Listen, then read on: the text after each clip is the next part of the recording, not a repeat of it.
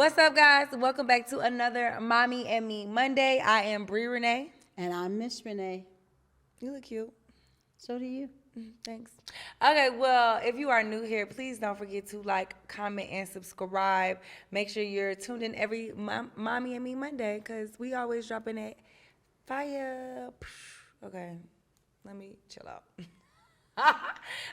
But this week, I wanted to talk about something that we were talking about when I was on live behind the scenes here filming, and I realized like it is something that I struggled with you in our own personal relationship, but I feel like in the Black household, Black parents lack affection. You guys don't really hug or kiss or like physically love on your children. And I think that y'all think that, oh, I have a roof over your head, or the lights are on and there's food on the table and clothes on your back and blah blah blah blah blah blah blah. And if I had a tiny violin, I would play it. But like you guys make that seem like that is the only way to show love. And I think that that's quite flawed, actually, because if I, as a grown woman, was to date and allowed a man to only show me he loved me by the physical things he provided for me, that would make me shallow. Yes. So why do you think Black mothers, Black parents struggle with showing physical love and affection? Well, I think it's twofold, personally. Number one, the biggest thing is I think that there wasn't a lot of it shown to them and in their household, their upbringing.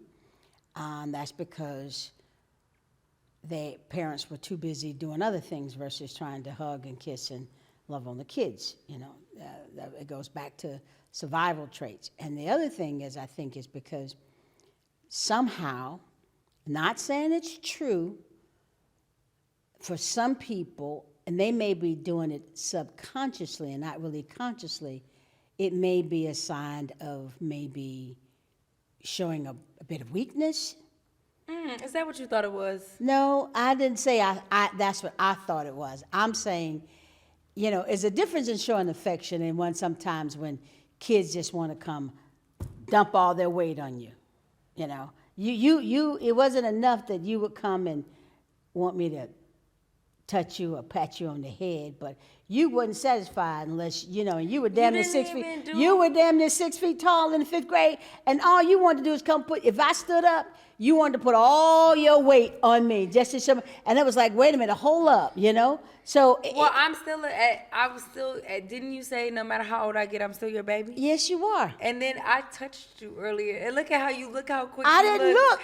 No, I touched you back. No, you didn't. And I looked. Everybody on live saw the way you looked at me. I didn't look. I just looked, and it didn't mean the look. Touch. The look didn't mean anything. A roach crawled on you. The way you damn near hopped about your seat. No, that is not true. That is a not problem true. in our community. We have to fix it. What is wrong? That is not true. But know what? Nobody touched you.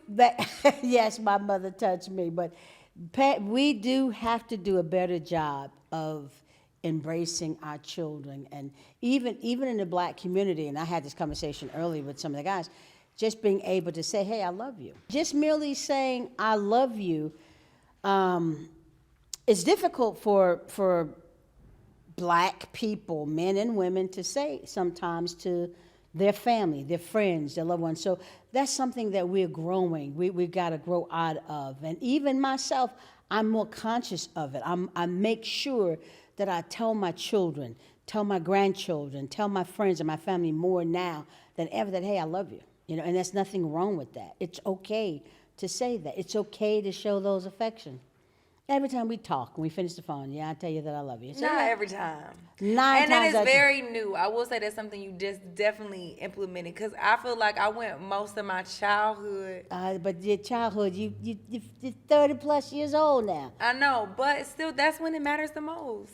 Okay. And I remember when I remember when I got my first homegirl that I was allowed to have when I was working at the Flame, and Zoe, and she would come sit on your lap, and you would let her sit on your lap, and I used to be like, that's insane to me, how you would let this stranger sit on your lap, and you never used to let me do it. She forced herself on you, but this was somebody new. This was my homegirl, and you allowed her to love on you more than you ever allowed me. And that is a problem. I feel a bit of jealousy there. It's, No. I mean, it's a But mother. you know, some of it also, and I'm not trying to justify it, was I felt that you got love, a lot of love at home, and I think perhaps she didn't. You know, and that's kind of like, well, okay, she was missing a lot of things, and I didn't feel that you were missing those things. But How now dare you go out here saving other people's kids and you ain't saved your own? You just did like say- them deadbeat daddies that'll leave their children No, and then go I'm raise somebody else's child. What type of shit is that? No, I'm not. No, I'm not. I loved you. I gave you affection. I gave you the No, she attention. was really about to say, I gave you a roof over your head. I gave you, that's what they like to think love is. No, that is not what I think love is. That's what, you're entitled to those things, okay? Let's be frank. I think that you're entitled to the roof over your head, to the food and the clothes, okay? So why did you Everything- bring that up so much if it was my God-given right? What do you mean? Why did I bring it up? You have to be reminded now No, that I you feel had reminded. you had the best of those things. Now, so. But I just think that oftentimes, I felt like you were spoiled a lot. No, you felt that way because I had a little bit better upbringing than you did. No, Because we I didn't live gave in you a- that better upbringing. So I know, didn't feel, so my thing, but see, you also got to understand that you didn't grow to appreciate your upbringing until you were grown. You really took your upbringing for granted, and that's the part that used to piss me I the hell didn't off. take it for granted. I thought it was normal. I thought that having a roof over your head and lights and- I'm not talking about the roof over your head and the lights and the food. No, I'm just saying my entire upbringing, I thought that was the standard. I thought that was normal. I thought everybody had these things. It wasn't until we went, I don't know if you remember when I was in middle school and I had two homeboys that you were gonna manage. They wanted to be rappers. And they lived in Bowen Homes. And one day I forgot what happened, if they rode the bus or something, they might have missed the bus or something, and you had to take them home. And we rode home, and that was my first time really being in the projects. Or Bowen Homes considered project. They were, yeah. That was my first time like being in the projects and just like seeing, like everybody don't have the same. Like, we not all living on the same level. You get what I'm saying? Like, I thought everybody had their own room. Everybody had, like, a TV. Everybody, you know what I mean? Like, these things that I do now realize were luxuries, or everybody had multiple rooms in their house. I didn't really understand what a project was. You know what I mean? I read books and they talked about it, but I didn't think we even had that in Atlanta. Because even my friends who didn't have... Because I went to such a middle class or upper middle class school, even the people who didn't have as much as we had still had a multi-family home house. You know what I mean? A multi-room house. What is it called? Single family home house that stood alone, that had at least 3-4 bedrooms, that even, you know what I mean? So I thought that was I thought that was the norm. It wasn't that I took it for granted. So what you're saying is that you didn't realize that there were people, and still to this day, there are people out there really, really struggling. Yeah. And so as a parent, I thought that I made that clear and that you understood and that I thought you meant were struggling aware. meant like, oh, you're not gonna get Jordans this week. Like, See how fucked up that is. That comes from a Or- real privileged kid that say, "Oh, I thought my punishment was I wasn't gonna get the Jordans this week." yeah, so like, or you couldn't get every pair of tennis shoes that came out, or like, I just didn't think that people had to struggle, like, putting food on the table was a real struggle for some people. Yeah. And it was. And so I knew that, and I guess trying to instill that in you and trying to get you to understand that, you didn't see it. You wasn't getting it. And that was part of my frustration. You didn't get it. You didn't What see is it. it And that it you took wanted me that to get? Like, to when you say understand, get it. What did you want me to get? to finally see what you saw when we took those kids home over in the projects in Bourne Home, to see, well, damn, you got 7, 8 people living in 2 or 3 rooms, and I remember and I didn't say their name, so it's not like I'm calling them out, but I realized this is poverty when they didn't have a trash can. There was just like a pile of trash swept up in the kitchen, and it was like bugs running from the trash. And that in itself doesn't necessarily mean poverty. It just means that, mama didn't keep a tidy house. But that was, But even like just what the projects look like from the outside to the hallway to, you know what I mean? All of that. So I had never seen, I was like, wait, why are people living like this? yeah. You know?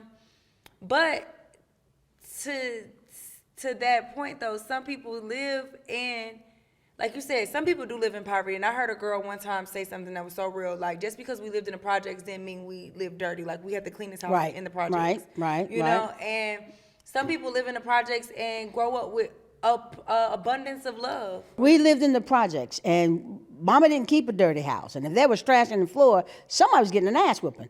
So we had to make sure that the house was clean, the beds were made, dishes was washed, so the house was always spotless. So you don't have to be a product of your environment. Now, when going back to your friends, they had a dirty house. Mama, they didn't keep it clean. That's because mama didn't preach those values to those kids, and she wasn't taught those values. And if she did, she didn't, demonstrate them. But it's important that, for me as a parent at the time, it was important for me to teach you that you lived a very privileged life. And sometimes it was very difficult to get you to see and understand that. And sometimes that was frustrating. And sometimes, I would be, I would be a little bit more stern, because I wanted you to understand that, you were gifted for the most part, and the shit just didn't come easy. There are people out there. So you felt like to balance out the privilege, you had to be mean. I wouldn't say or mean. Or lack affection. I don't say lack affection, but I just didn't want you to take shit for granted. What does that have to do with it didn't cuddling? It didn't have anything to do with cuddling. It had me, as a parent, I felt that I gave you the love that you needed. I wasn't going to be over soft or oversensitive or very cushy, because that's not the real world. I gave you enough love and affection to let you know that you were loved, and that I loved you, and you were in a safe environment. But I'm not gonna go kissing up to you every time you felt like mama come kiss up to me. I wasn't. That just wasn't me. So I will say, because you were so stern, like you said, you were trying to prepare me for the real world. I do feel, in hindsight, I do feel like I am more prepared for the real world, and I have tougher skin. And when it comes to the other beautiful, like, strong Black women that have been role models or mentors for me, a lot of them have been more direct. Yeah. Or a lot of people can't handle it. Absolutely. They would be like, "Oh, I don't like this." Give you one example. Tasha Smith, she was my acting coach, and one of the first mentors, females, that I had to mentor me in the industry. And a lot of people, y'all know Tasha, she loud, she's strong, she'll cuss your ass out in a heartbeat. And a lot of people in acting class couldn't handle it, and they would bitch, moan, cry, and leave. And that just was her style. But for me, I felt like I definitely cried once. I did cry, but it made me stronger. It made me better. And I feel like you don't really love me if you're not gonna be honest with you. Yeah. And direct with you. And see, that was something that I learned. I knew very early on, going back again, trying to prepare you for the real world. The real world is not gonna cuddle you and sugarcoat and and kiss your ass and rub you down and just to, make you feel all warm and fuzzy and think that, and you going out there and with this false sense of security thinking, oh, wow, the world loves me, and oh, wow, everything is wonderful, like a deer in headlights, and then you get slammed, It's crazy because I still kind of was like that. No, you wouldn't. No, you wouldn't.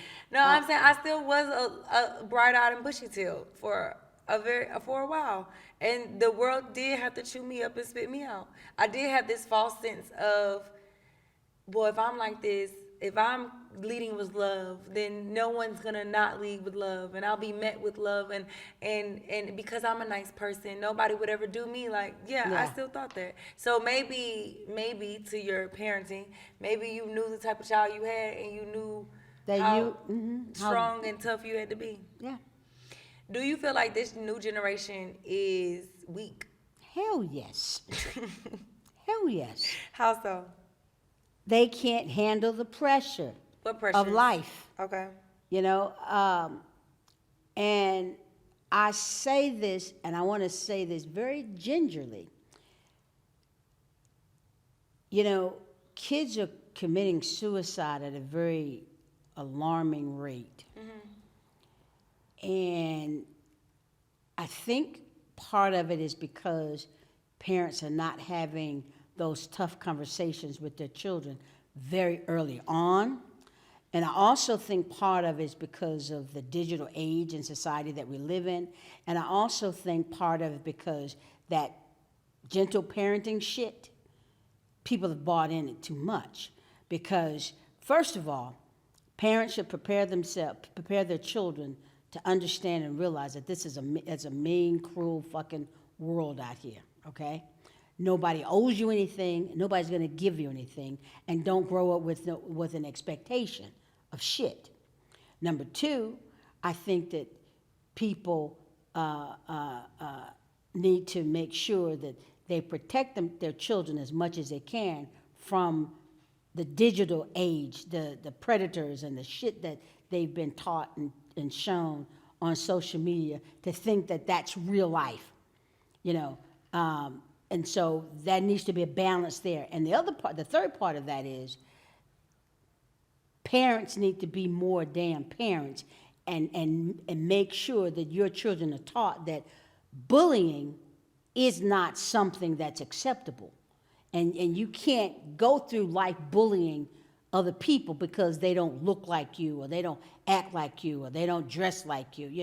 It really touched my heart the other day when a couple of weeks when this poor kid got beat up in school and she went home and killed herself. This is a little white girl in some other state. She got beat up, jumped on just because she's walking down the hall with her little boyfriend. I don't know, the girl was 12, 13, 14, somewhere along those lines. And she got jumped on by a group of little bitches, and she killed herself. That, to me, was a tragedy. That's sad. You know why? We, as a society, failed that little girl. You know why we failed her? I think parents failed her because the parents didn't give her some very tough, prepare that child for the bullies like that. The parents of the bully failed that little girl because the parents of the bully should have not had bullies in the first place. I mean, come on, parents. You know who your children are. Little Johnny is a little asshole. Little Susie running with the little stank group of girls who think that they're it and the rest of the world ain't shit. I mean, come on, parents. You know the type of children you have. Raise your children. Start teaching your children. By the time they're 8, 9, 10 years old, it's too fucking late. You need to start teaching them when they're 3, 4, 5 years old, things that are acceptable and what's not acceptable. I have to pull you down from your high horse just a little bit because it's just like, it's kind of unrealistic for a parent to know everything that's going on. I didn't say everything that's going on. I didn't say everything. Unfair. Parents know. And you don't always know the emotional state or well-being of your child, especially if you aren't doing check-ins. And I don't think a lot of parents Going back to the affection and the different types of love. I don't think a lot of parents sit down and truly ask their children and create a safe space to be like, how are you feeling? Are you dealing with anything right now that you might be concerned about, that you might feel like you can't come to me about? Are you emotionally going through something? Because y'all think we don't have no emotions because we ain't paying no bills. No, that's not true. That's not true. I think parents know or can check in with their children in a lot of different ways. Now, I agree with you. Sometimes, nowadays, that might be the better approach, to sit down and have a conversation and talk to your children, find out what they're doing, mentally checking in with them. I think that's something that we can embrace now. But before we became so vocal about it, I think parents knew the type of children. I knew that you were not a bully in school. I knew being you as my child. But you didn't understand, or you didn't always know the things that I was going through. Because you don't know that I attempted suicide. No, I didn't. Exactly. So it's like, but it's no fault of yours, because you didn't know. You didn't know emotionally what I was going through. You didn't know how heavy I felt at that time in my life. Okay, so let's talk about that, since you brought it up. What were you going through that brought that type of pressure? Well, I wasn't that smart to know what to do to attempt suicide. So I attempted to take, like, I think I might have took like an excessive amount of Advil. It just made me throw up. But what was it that you felt? I think I was depressed. About what? I had been sexually assaulted. And you had no idea, and I felt like I couldn't tell anybody. I felt like I couldn't tell you. Not because I didn't think you would protect me, but because how crazy you are. As a child, I rationalized, okay, if I say something to my mother, then she's going to kill this person. And then now I'll have no one.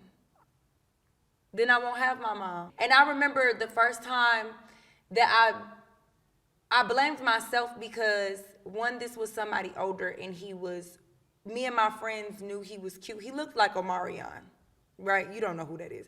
But when we were growing up, everybody loved B2K. They was a boy group. So imagine you growing up and somebody looked like Bobby Brown, and all your friends like, haha, he's so cute, he look like Bobby Brown. And then something happened to you. It's like, I can't say anything because people are going to think that I wanted it. People are going to think that because I thought he was cute, and so it was my fault. And then on top of that, at this age, even though I was so young, I already had started to develop. Like, I already had hips, I already had like little breasts. And so when I remember me and Granny went to the gas station. This is when we lived together. I was probably I wasn't even in high school yet. And I went in the gas station, and this man, an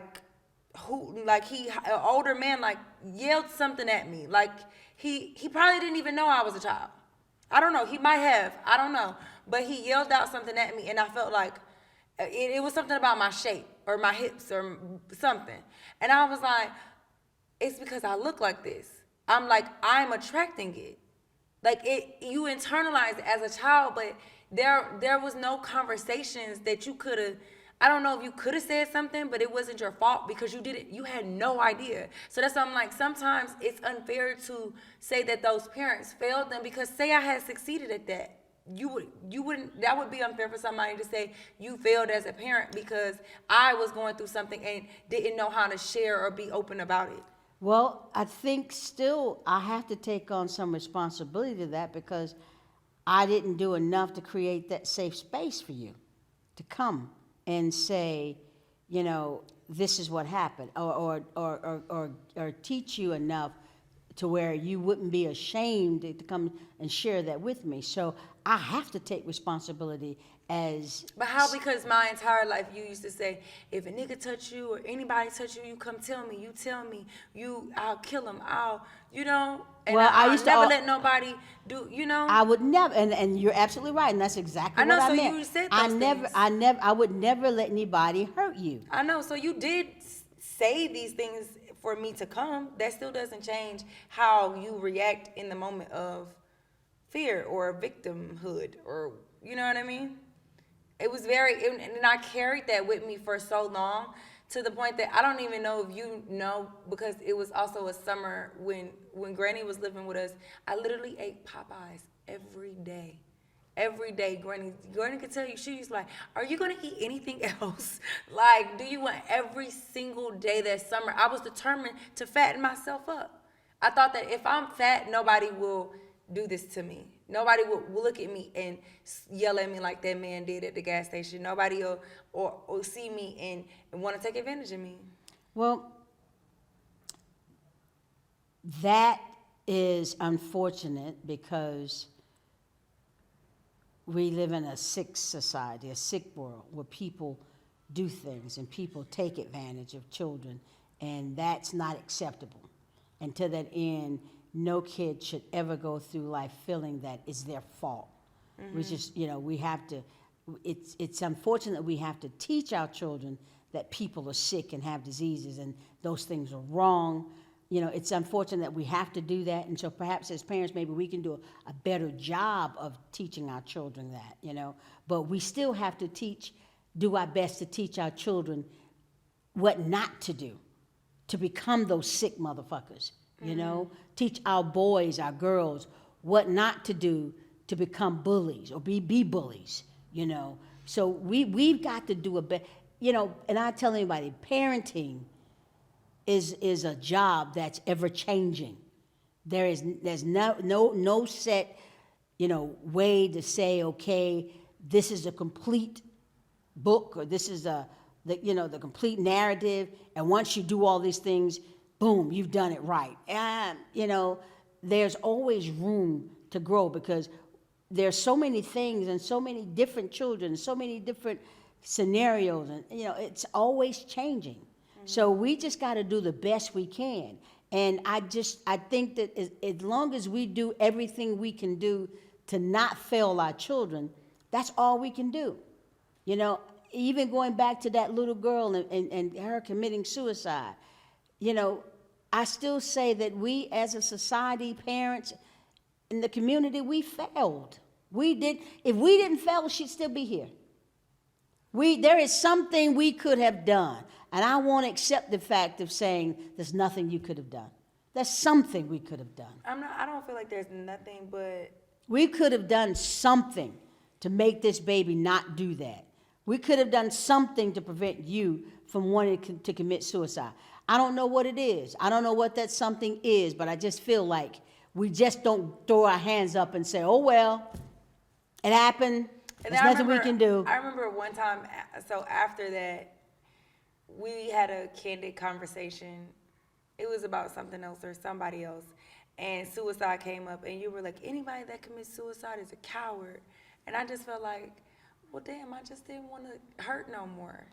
Well, that was my thinking at the time, that, anybody commit suicide is a coward. But I've since grown to learn that, Have you ever drowned in your own sorrow? Or felt like that? Yes. And so you got to understand, in the black family, you're not taught to embrace, I should say, you're not taught to be vulnerable. We're taught to deal with our problems, bury them, and move on if they're not things that we're prepared to deal with. Bury them and move on. Just get through it. And that's how we've learned. We put up this wall, this wall that enabled us to just keep going and going and going and going.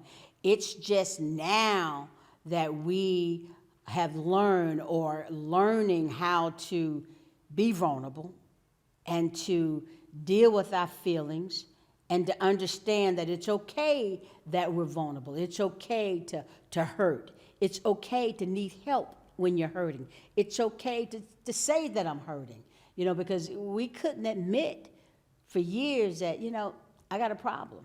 Why? That's just culturally, we didn't know. I don't think that, our parents knew. When people used to talk about going to talk to a psychiatrist or talk to somebody, it's like, oh, they're crazy. Back in the day, you got a stigma put on you if you went to see a therapist. Being brought up the way, that I was brought up, you just didn't share that with everybody. But I think a psychiatrist and a therapist are two completely different Well, things, and I think that was lack of right. knowledge. That's what we were taught. Person go see. There was no therapist. Therapist is something new. This is something that just the profession has probably been around forever, but we didn't distinguish the two. It's now that we're distinguishing the two. We understand now as a people, but growing up, it was like, if I go talk to somebody and lay on the couch, we're crazy. And you're automatically associated with psychiatrists and have an issue mentally. But now, growing up and growing through things and growing and then learning things as we do as people, I'll be the first to say that it's okay to go talk to somebody. It's okay to be vulnerable and learn how to deal with those feelings now. I don't have to be the strong barrier of all the burdens. I don't have to do that anymore. I can go talk to, my therapist, and I do have one now, and say, hey, look, I just feel the weight of the world on my shoulders. I feel weak. I'm carrying too much. I feel burden. It's okay now for me to say that. When I didn't have, it's okay now for me to say that at one time or going through, a couple of years, I thought about suicide. Even in my spills of saying, hey, anybody can commit suicide is weak. No, I now know and feel that the weight of certain situations in the world will make a person think that that's a better way out. Yeah. Is to go ahead and take yourself out of it. Take yourself out of the worries, the misery, and the pain. But I think it's important to know too that because you have been through those times, I've been through those times, like you survive 100% of your bad days, and you can just keep going. If you just hold on, it won't be bad you could forever. just wake up the next day. Each day present you with a different opportunity. And it might feel like a whole season. It might feel like a whole season. It might feel like a year.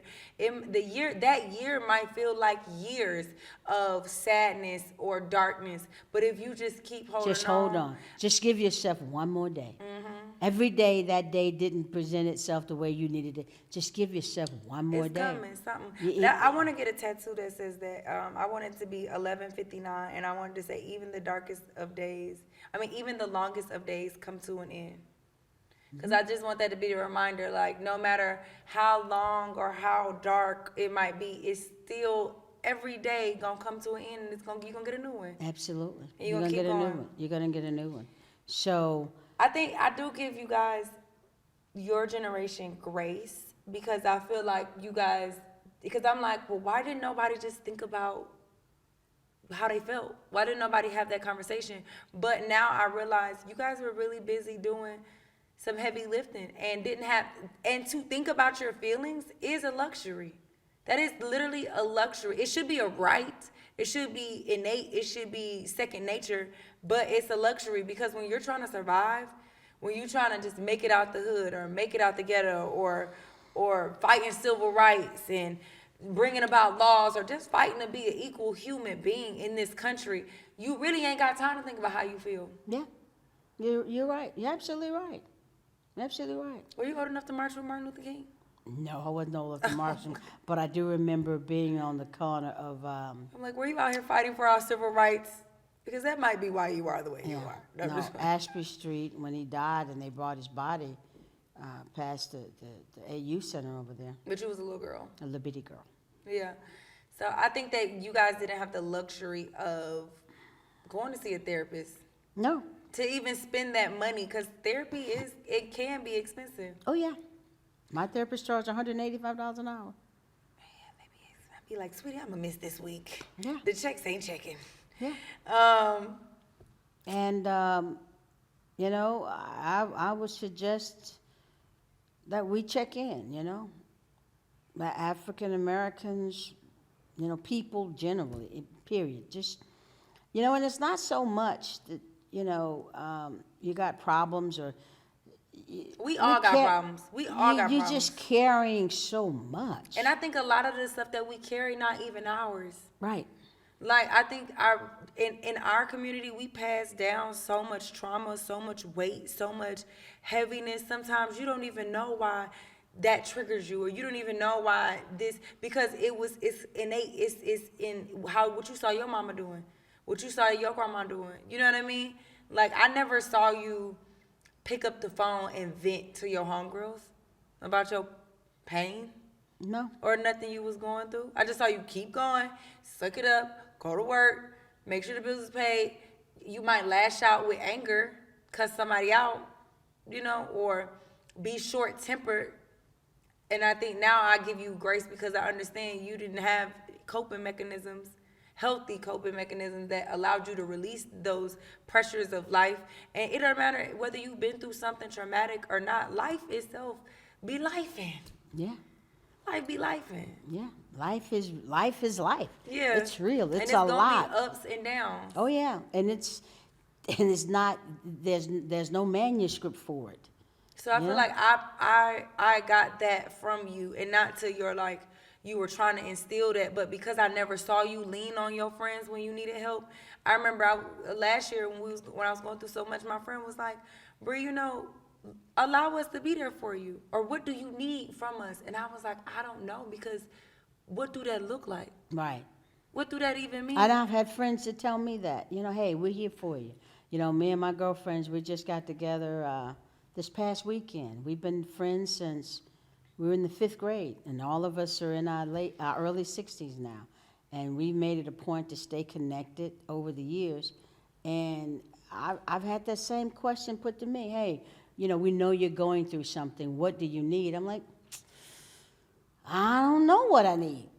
And I don't. I didn't. In all honesty, So they just figured, hey, well, let's just get with you. Let's just be there. Let's just break bread. Just to, let's just, show you that we're here in the event you do need us. And I appreciate that. Because I learned last year too. I'm like, sometimes you feel like you're depressed, but you just need to be around your homegirls. Yeah. Yeah. You just need to be around your homegirls. Yeah. Whether it's in the house eating, chilling, drinking, having a movie night or whatever. Or me personally, I'm a girls trip kind of girl. Let's go on a vacay, girl. Yeah, and that works, Let's put our feet in the sand. For me, sometimes it's, I always, put myself to work to kind of work through my feelings. That's the only thing I know. Do you feel like that's healthy? In some cases, it's been healthy, kept me from killing a few motherfuckers, but other than that, I don't know. Somebody crazy when they start got rolling neck. Like, Yeah. I almost killed that Yeah, I nigga. almost, really did something. No, seriously, I think that it's always been therapeutic for me to work through my problems, my issues. I think And it that's a can- that's a gift and a curse. I was about to because- say, I don't think that's always a good thing. No, I think that's because- something that black women in particular do. because it makes you shut down sometimes when you really should be communicating. Even in your relationship, it causes you to just hold shit in when you really should be talking to your mate about it. You're just like, oh well, I'll just deal with it. I'll just push it out of the way and keep going. That's not always the right way to do it, but that's a survival tool. That's a survival, mechanism that I've kind of put in place, and I'm learning now to be a little bit more vocal about it and not bury it. I think now for me, my vulnerability is my strength. Like that is my coping mechanism. Like if I say it, if I get it out, it don't hold no power over me. That's a good way of looking at it. Cause I'ma think again, cause I done had to deal with some things on my own, and dealing with them on your own, you will run yourself crazy in your head, thinking of everything, all the different. Like I will think myself down, but I learned that I also, just like I can think myself down, I can think myself back up. And if you let it out, you don't have to dig that hole. For me. Yeah, Some people, I agree. And also another coping mechanism for me is to not think so far ahead.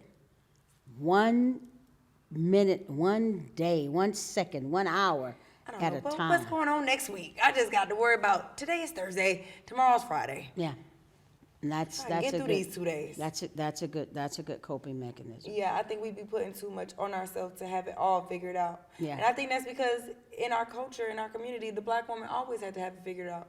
All of it. Yeah. Figure it out, put it together, present it, make sure it went well, and then clean it up. What do you think, what's some,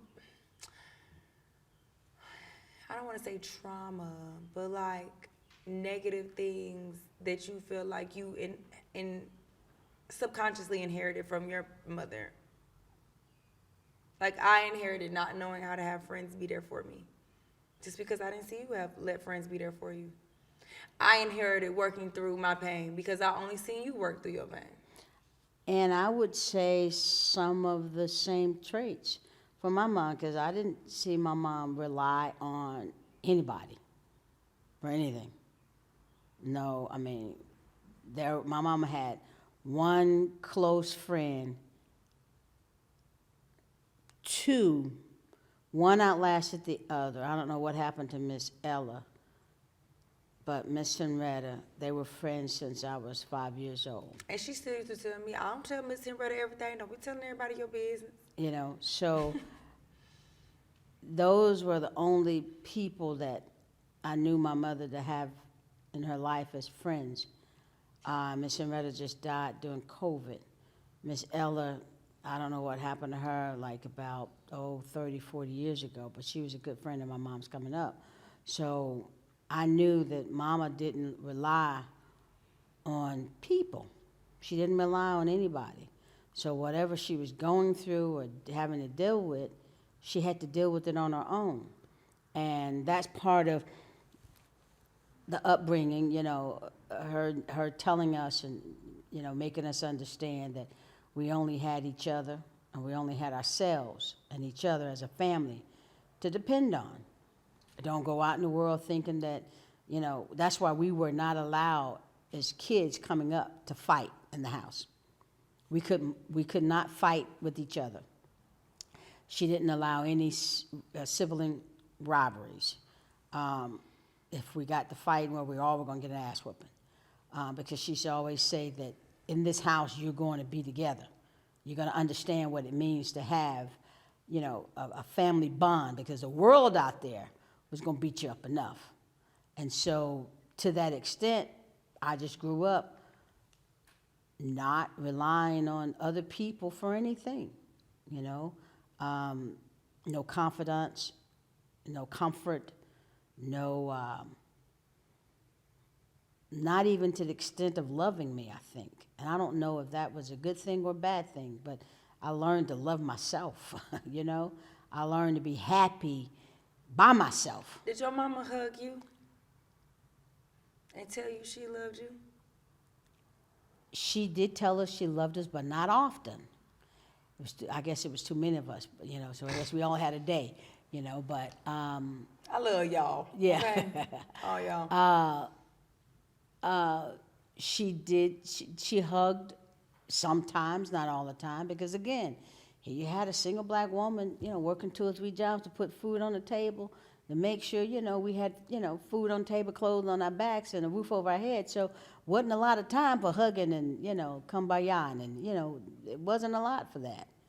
Am I upset? Do I blame her? No, I don't. She does more so now, because we've kind of grown to that, you know. Every day we talk, and we talk every day. We tell each other every day that we love each other. Yeah, I tell her. You know, when we see each other, we make it a point to embrace and hug, and I kiss her and she kisses me. And to tell each other we love each other, because we understand now that that is important, and it's okay. Was it something that taught you that? That taught y'all that? Like, was it? Do you remember? When the switch turned? Yeah. No, I don't remember when the switch turned. I just know that as I got grown, I thought my mama was a warden and a dictator. And that's where you get it from. yep, for sure. I thought she was, and sometimes I thought she was even mean as hell. But when I got grown and I had children and I had the weight of the world and responsibilities, the light clicked on and said, "Oh shit! Now I understand, Mama. Now I get it." You know, when I got kicked down and kicked around a couple of times, you know, in the world, and you know, and I say that, you know, when you're struggling and you're trying to get to one point and get to the next point, and people are hating on you and you've been mistreated for no reason. Okay, now I understand why Mama's saying, you know, hey, Everybody ain't your friend. everybody ain't your Protect friend. yourself. Keep your circle small, and don't share all your business because they come back and use that against you and shit. So now I understand those life lessons, and so like, oh, okay, Mama she wasn't mean. She was just trying to prepare me and trying to make sure that I could take care of myself, you know. So now I get that lesson. Do you feel like it takes until you grown and go through some stuff to have those aha moments, or do you think it's some children out there that's still in their parent household that can realize that, I like, think hey, that, you know what I think? I think kids that are not as fortunate as some kids are, I think for some reason they seem to get it quicker and understand it sooner because of the rough times I think that they go through. But it's us that have tried to give our kids a better life. Our kids somehow or another, it takes them a little longer to get it. I don't know why, but I think it does. And it's like, because rock bottom has more success stories than privilege ever produced. yes, I wholeheartedly like feel like that's a fact. yeah, Cause when you at the bottom, you ain't got nowhere to go but up. yeah. But when you privileged, sometimes you take shit for granted, or you think that that's just the way it is, or it can't get no, you know, that's just how it's supposed to be. You're supposed to get every pair of Jordans that come out that week instead of one pair. I'm Absolutely. like, I can't get the blue and the red. And just be grateful you got Jordans. Some kids don't even get Jordans the whole year, one pair the whole year, and you were bitching and moaning because you were only getting one pair a And week. then we had the 2 for $89 too. That Jordans was never in that, but still, I could get the Jordans and 2 for $89 sometimes, so I would get be getting over. Anyways, okay, now it's time for I have one. Oh, for the record. Yeah. Okay. Now it's time for the record. So for me, for the record, I just want to say that it's not weird. It's not weird for you to get therapy. It's not weird for you to have tough times, no matter how privileged your life may be. It's not weird for you to go through these dark times. And even though, like we said, it might be for a season or an extended period of time, you will get through it. If you hold out, there will be brighter days. For the record, I do feel like you did a great job. Like, I don't feel like you could have done, like, you might feel like, oh, I could have did more. I feel like you did the best you could. And I don't fault you for any of my sorrow or pain or darkness that I had to go through. I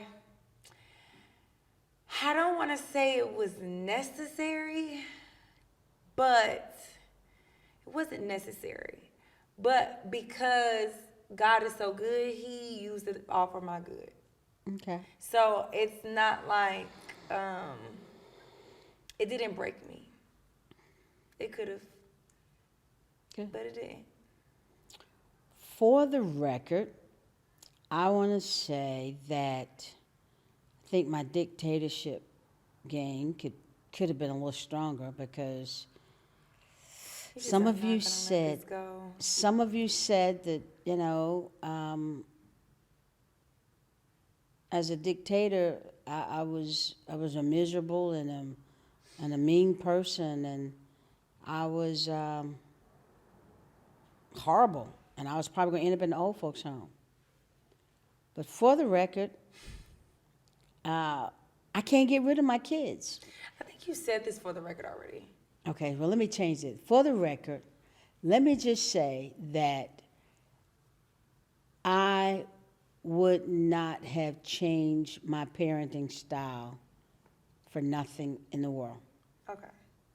For the record, I also think, and this might be an unpopular opinion, but I kind of feel like bullies might be just a tad bit necessary. Right? And there's different levels of bullies. Like, I don't think you should ever be physical with anybody. Are you saying bullies in terms of parenting, or are you saying No, bullies I'm talking about in the kids, world? in the world, growing up. I feel like the bullies pointed out and picked on me, but they made me tougher. They made me love myself. They made me find beauty in those things that they picked on me for. And I think it just depends on, I kind of feel like, how do I say this? Like we all grew up with bullies. And there's never been a generation that didn't have bullies. You got picked on for something, I got picked on for something. Mm-hmm. And it's usually something that turned out to be a benefit. I got picked on for being the tallest in school. I got picked on for my big feet. I've been on these hoes' neck with these feet forever. So guess what? Needed them. I've been tall and I'm closer to God. Like it teaches you to build self-esteem is what I'm saying. So I don't think that you have to be, thank God I didn't have bullies that beat me up or, you know what I mean? But I think the name calling, the picking on sometimes might be necessary because it teaches you to overcome. It teaches you to find and dig deep and find that tenacity and find your own self-love. Because like you said, the real world it's going to be bullies at work. Yeah. They might not put their hands on you, but they gonna do little slick stuff. It teaches you how to be creative. It teaches you how to get around things. I don't think it's ever okay for anybody to put their hands on nobody else. Not saying that. I'm not saying your child need to go to school and get beat up. I'm not saying that. I'm saying if little Billy, what happened to sticks and stones may break my bones, but words will never hurt me. Well, this society has moved beyond that. Bullies, they've taken bullying to a whole nother level. So it's different. The bullying that you encountered is certainly different from the bullying that take place today, especially on digital, especially on the internet. Yeah. And the kids are getting physical, and kids are doing things or shaming kids. But had I not gone through the bullies on the playground, the bullies in school, the internet wouldn't scare. Like, do you know the stuff that people say? That's what I'm saying. But because I loved me before I got on the internet, because I had already encountered that don't move me. I get that I had the time to develop fully before the internet came around. And I think that that's another issue. People allowing their children to be on the internet way too soon. Because they don't have the full mental capacity to understand that this person that's talking shit to me is fat, or they hate themselves, or they're slops that live in their mother's basements. You know what I mean? Mm-hmm. In East Idaho, or some random stuff. Like, they don't have the mental, kids don't know that. They personalize it, they internalize it. But what I'm saying is, had I not been bullied a million times before I got to the internet, I might feel broken every time somebody leaves a comment and tells me, hey, you're getting fat. Hey, your toes are crooked. Somebody done told me, I've been getting picked on for my bunion since long as I can remember. So when they talk about it on the internet, it don't even faze me. That's what I'm saying. It made me stronger. So I feel like if we teach our children to avoid pain at all costs, they won't know how to maintain when they are faced with it. I don't think you teach them to avoid it. You teach them, I hear you saying we teach them to deal with it, how to deal with it. But there's so many vicious aspects of bullying today that it scares the hell out of me. It scares me for Morgan and Tristan because people are so damn cruel, Sure, I'm going to teach them how to, and along with their parents. You got to teach them how to talk that shit back. Yeah, but we used to have your mama jokes and all that. Yeah, but that doesn't make it right. That doesn't make it okay. That doesn't teach them a value. That teaches them to engage in that same bullshit that the bullies are doing. Your kids come bullying my kids. My kids gonna roast the hell out of your kids, okay? So, I mean, Be you know, ready. we got to teach our children how to protect themselves and deal with the bullshit. But, you know, I just think that the world is moving fast, and, you know, the kids are really, they're in a crazy, crazy, crazy time, you know? And I think part of it, too, is they took religion out of schools. Oh my God. I feel like old people always go to that. I feel like that. I agree and disagree. I think that Because it they should be took. free for everybody to practice different religions. I agree. I'm I glad don't that care. I got to learn about Muslims. I I'm don't- glad that I got to learn about Buddhism. I'm glad I learned, even though I am a Christian, and I learned these other religions. I don't feel like everybody in the school got to be the same religion. No, I'm not saying they have to be the same religion. There needs to be some religion taught to everybody, every child, every But person. how you gonna send your Christian child to like, or how your Muslim child gotta? Why do they have to sit through Christianity? They don't have to sit through Christianity. Let them sit through something else. I'm not saying it has to be any type of denomination. I just think that there needs to be some type of faith-based taught in school. Something that teaches our children. I don't think it's faith-based. I think it's character-based. So every day when I got up in school, I genuinely feel like the elementary school I went to played a major part in who I am today, because when we got up and said the Pledge of Allegiance, we also said every day in every way, I will try to do better and better. And that is like literally my life motto. Every day in every way. Like I said that every single day from kindergarten all the way up until 6th grade. That was a requirement after we said the Pledge of Allegiance. On the school, around the walls, there were character-based quotes that I saw and read every day. But let me go. Let me was take. teaching Let me me how let to me be a good let, person. But let me take that back. Let me just peel the layer off of that. You were being taught that character trait by somebody who also believed that in order to teach this character trait, you had to have some foundation of right and wrong. And that foundation was built on a belief that there is a higher being and the basic principles of right and wrong. Now, those character traits derived from that. And as a result, you taught you to be the person that you are. But let's fast forward to today's time. We're not teaching character-based traits in school. Half of the teachers are damn too young to even teach anything.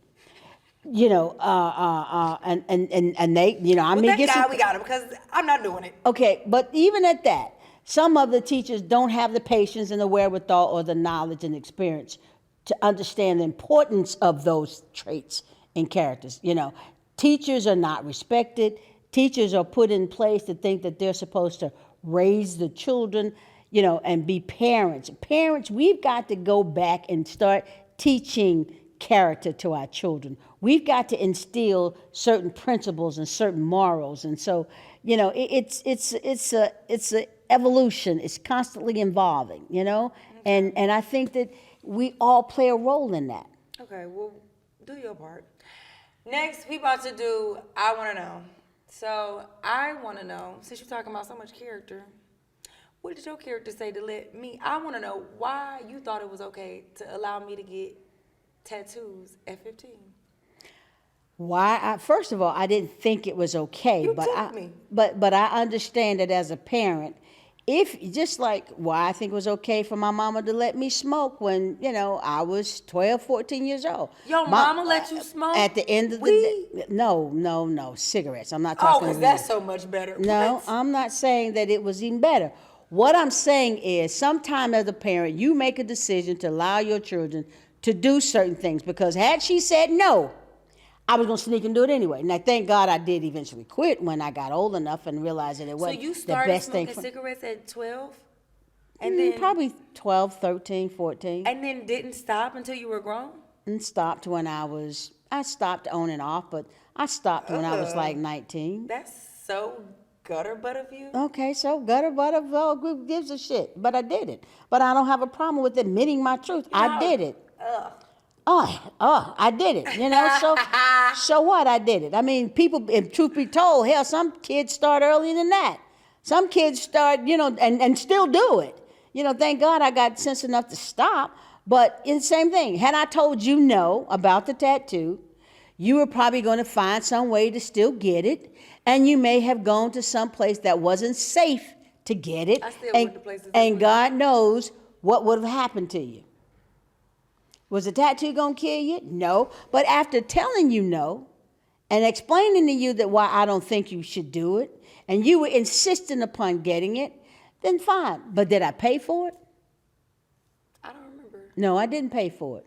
And then I tell you that, hey, if you do that, you're marking yourself, and someday you're going to regret doing it. I didn't say I regretted it. Oh, well, I'm just saying, maybe, and I can tell by the smirk on your face, you're lying. You do regret it. So that was a teachable moment. I don't regret it. And then I just guess didn't what? understand why you thought that was okay. And then guess what? In order to get it off, it ain't gonna be my money to get it off. It's gonna be your money. So again, that's a teachable moment. So sometimes as parents, a teachable moment doesn't always have to be a no. It can be okay. I allowed you to be, if that's what you want to be. I tricked It's not her. something that's gonna I kill was you. like, come on, Mom, let's go get our names tattooed on each other. You were like, okay, we'll go. And I got hers first. And then tell them what you did. Tell them what you did. You chickened out. And she never got my name tattooed on her. You don't love me. That's not true. It's clear. No, it's not true. Read it on my back. Read it in week. That's not true, because I got my mom's name tattooed on mine You too. like your mama. That don't got nothing to do with me. No, that was a plan that we all did. So we all did that. But I thought, She it was chickened out. no, I didn't. It was a teachable moment. You and that tattoo. Okay, well, what you want to know? I want to know. Oh, somebody had a question for me. Inside Out Aesthetics, LLC wants to know. From your perspective, they wanted to ask me, when did I finally understand that you were a person outside of being my mom? And how did that make me feel? So children yeah. tend to think that. Moms are just moms, and not Yeah. real persons. And I think she was very adamant about living her life outside of me. And I commend you for never losing yourself in raising your children, but I faulted you for that. And it wasn't until I got grown and I realized and I started to notice some of the traits that I had because of that it made me realize, oh, thank God my mom was a person outside of being my mom. right, because I know some people who just lose it when their children, leave the house and become didn't give a damn, honey. empty nesters and Kicked our all asses out. No, I didn't kick Prematurely. it. No, I didn't. I do remember saying many times to you and your sister, how people used to always say, well, my friend, my kids always threatening to run away, and they're She's this like, and they were. "Run." No, I would always say to you guys, hey, you don't have to run. Just let me know when you're leaving, and I'll even leave. Just leave my keys on the kitchen table, and I even leave your bus fare. So Or you my like, I'll drop you off. You yeah, ain't gotta run. right. You ain't got to run. I mean, don't ever think that I was holding you hostage. If any time a kid ever wanted to leave or run from home, I wasn't gonna fight you. Leave if you want to leave. And I meant that as a parent. We know.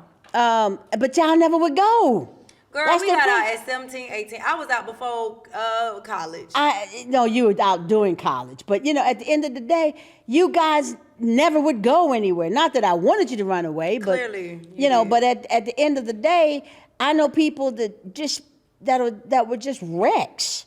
When their kids left, they didn't know what to do with themselves, and they were just broken pieces. Now I do admit, when you guys left, and at that point, even especially when you went away to college, I did cry, because I had to accept the fact that you were grown. Did you cry? I wasn't gonna tell you I did.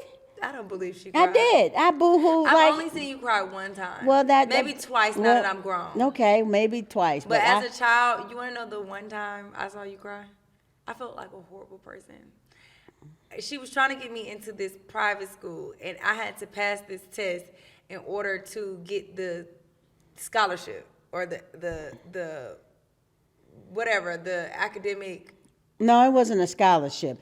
To tell it like it is, you were going to the interview to get accepted, and you purposely fucked it up. You purposely sabotaged it. I did. Because the conversation going home was, I've been around white people all my life. I don't want to be around white people. I just want to be around blacks. I just, when I go to college, I just want to be around black people. I want to be around black people. But this was in college. I know this was in elementary elementary school. That's what you kept saying. I don't want to be around all these white people. I don't want to be. I just want to be around a bunch of black people. I just want, you had a real shitty attitude about it. Yeah, and I sabotaged it, and she cried because I didn't get in. You felt like I just wanted to provide my child with a better education. And you were just fucking rebellious against it. Well, I saved you a ton of money by switching to not giving a fuck. Well, you didn't necessarily save me a ton of money. I think that, you shortchanged yourself in terms You think so? Well, I mean, looking back. Public school is cooler. No, it was cooler, but no. But I wanted to give you, I'm not knocking the public school you attended. I just wanted to give you a better opportunity. And you pitched it in my face, and that hurt. But, it is what it is. It worked out. Well, I owed you one cry. You gave me a lot more. Okay. Okay, so. Right, well, whatever. We balanced it out. It doesn't really balance. But anyways, thank y'all for tuning in to another Mommy and Me Monday. As you can see, you can feel free to drop comments and questions below, and we will answer them in the I Wanna Knows. Or if you got something you need us to clear and set the record straight on, we can handle that in For the Record, okay? Thank y'all for tuning in to another Mommy and Me Monday. I am Brii Renee. And I'm Miss Renee. And you never ever should miss a Mommy and Me Monday. So you need to go ahead and like, comment, and subscribe to my YouTube channel so you stay up to date. Bye, y'all. Bye-bye.